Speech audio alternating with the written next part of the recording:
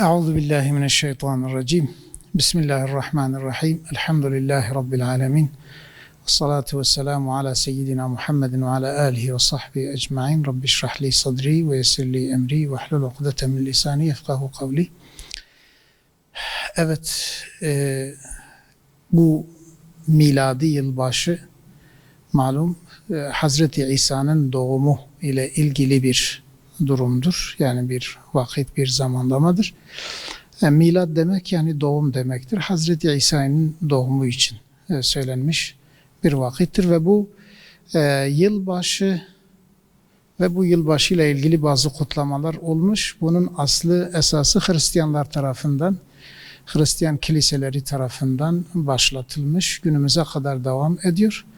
Dolayısıyla bu tamamen İslam dışı bir uygulamadır. Yani İslam'da olmayan bir meseledir. İslam'ın yakından uzaktan bu miladi yılbaşıyla alakası yoktur. Tabii ki bu Hazreti İsa Aleyhisselam'la ilgili bir mesele değildir. Yani Müslümanlar herkesten daha fazla Hazreti İsa'ya hürmet gösterirler. Layıkıyla ona iman ederler. Bütün peygamberlere iman ettikleri gibi. Bu İslam dışı bir uygulama olduğu için Müslüman bir kimsenin bu yılbaşıyı kutlaması kesinlikle caiz değildir, haramdır. Yani bu yılbaşıyla ilgili onun yani ona has, özel olan uygulama ne olursa olsun. Bu mesela özel bazı işte hindiler kesmektir veyahut da pastalar yapmaktır veyahut başka herhangi bir eğlence türü olabilir.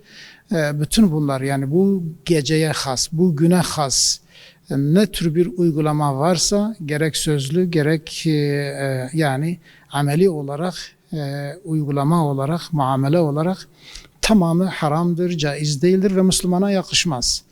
Şunu da diyebiliriz, mesela bu geceyle ilgili bazı şeyler yapılırsa, bu geceye hürmeten yapılırsa, saygı gösterilerek yapılırsa, ehemmiyet verilerek yapılırsa, Allah korusun bu dinden çıkarır. Bu küfürdür.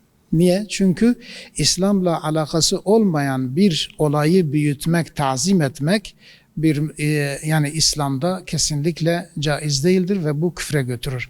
Ama sırf eğlence için yapsa bu fısktır, fasıklıktır, yoldan şaşmaktır, yani doğru yoldan çıkmaktır. Onun için mesela bir Müslüman iki yönden, özellikle ben bunu söyleyeyim başlıca, iki yönden bu gecenin kutlamalarından ve bu gece kutlamalarıyla ilgili herhangi bir uygulamadan uzak durmalıdır. Birisi imanı gereği. Bir mümin olduğu için İslam'da olan şeylere hürmet gösterir, İslam'ın şairine ehemmiyet gösterir ve onları tazim eder. İslam dışı olaylara kesinlikle ehemmiyet göstermez ve hatta onlardan kaçınır. Bu iman noktasında. Öbürü de mesela aidiyet meselesidir. Yani bir Müslüman mesela İslami şiarlara sahip çıkmalı ve İslam'da gelmeyen ne kadar halk arasında, avam arasında veya millet arasında güzel diye görünse dahi Müslüman bir insan ona çirkin gözüyle bakmalıdır ve oradaki hiçbir güzelliği yani şahsiyeti itibariyle, aidiyeti itibariyle ona ehemmiyet vermemesi gerekir. Dolayısıyla bir Müslüman kesinlikle bu kutlamalara katılmaz, uzaktan yakından uzak durur ve kesinlikle o şeylerden, o tür uygulamalardan yakınındaki herkesi de uyarır ve onlardan uzak durmasını söyler.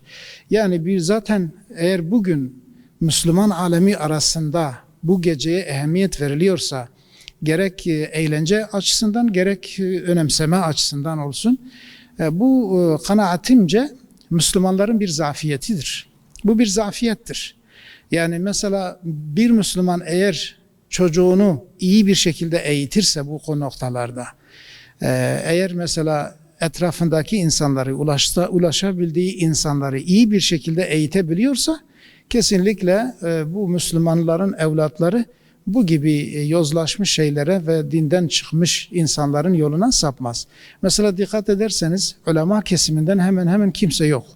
Bu işin içinde genelde ulema, İslam uleması uyarıyor.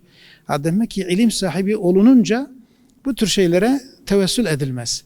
Ama bakıyorsun ki kimler bu işe girer? Gençlerdir. İslam'dan haberi olmayanlardır. İsmi Müslüman olup fakat hayatında İslam'dan mesela herhangi bir muamele olmayan veyahut olsa da yarım yamalak olan, yani hem kendini Müslüman bilip hem İslam hakkında fazla bir şey bilmeyen ve inanmayan insanlar tarafından ve maalesef uygulanıyor.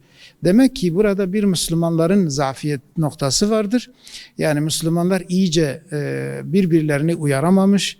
Hatta İslam uleması da belki layıkıyla çevrelerine bir ders verememişler. Ve özellikle Müslüman anne babalar hem kendilerine hem de çocuklarına demek ki iyi bir eğitim imani noktada, aidiyet noktasında, İslam'ın şairi noktasında bir hassasiyet ve bir uyandırma dersini vermemişlerdir.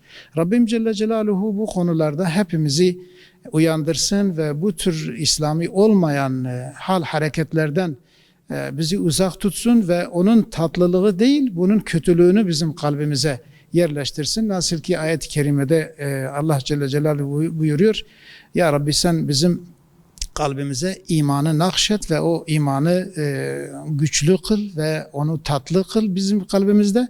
Küfrü, isyanı ve fıskı da bize kerih göster, çirkin göster ki onlardan uzak duralım.